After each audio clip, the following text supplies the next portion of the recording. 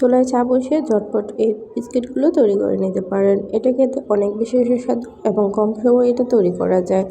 আশা করি ভিডিওটি ভালো লাগবে। একটি বাটিতে নিয়ে নেব হাফ কাপ পরিমাণ রান্নার তেল, নিয়ে নেব 1/3 কাপ পরিমাণ চিনি। চিনিটা আমি গুঁড়ো করে নিয়েছি। এখন দুটো উপকরণ ভালো করে মিশিয়ে নিতে হবে। যদি চিনির মধ্যে সামান্য পরিমাণ দানা থাকে তাতে ভালো করে মিশিয়ে নিলে দানাটা ভেঙে যাবে। তো মেশানো হয়ে গিয়েছে। এখন দিয়ে দিচ্ছি 3 চামচ পরিমাণ সুজি।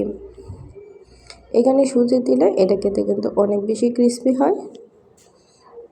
দিয়ে দেব 1 চামচ পরিমাণ গুঁড়া দুধ। গুড়টা অপশনাল, দিলে খেতে অনেক বেশি সুস্বাদু হয়।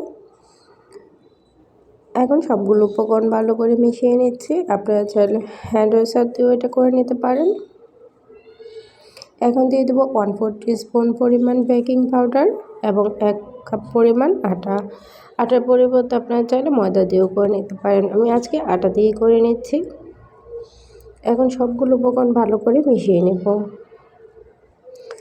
এটা চামচের সাহায্যে না হলে হাত দিয়ে এটা ভালো করে মাখিয়ে নিতে পারেন। কিছুক্ষণ মাখানোর পর দেখবেন একটু আঠালো ভাব চলে আসছে। আরও 5 মিনিটের মতো এটা ভালো করে মাখিয়ে নেবেন। হাতের কাছে সময় না থাকলে কম সময়ে মাখিয়ে নিতে পারেন।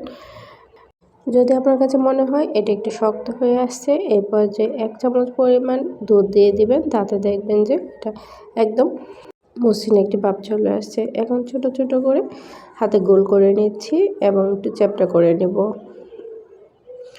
আপনারা যে কোনোভাবে এটা করে নিতে পারেন। এভাবে করে সবগুলো বানিয়ে নিচ্ছি।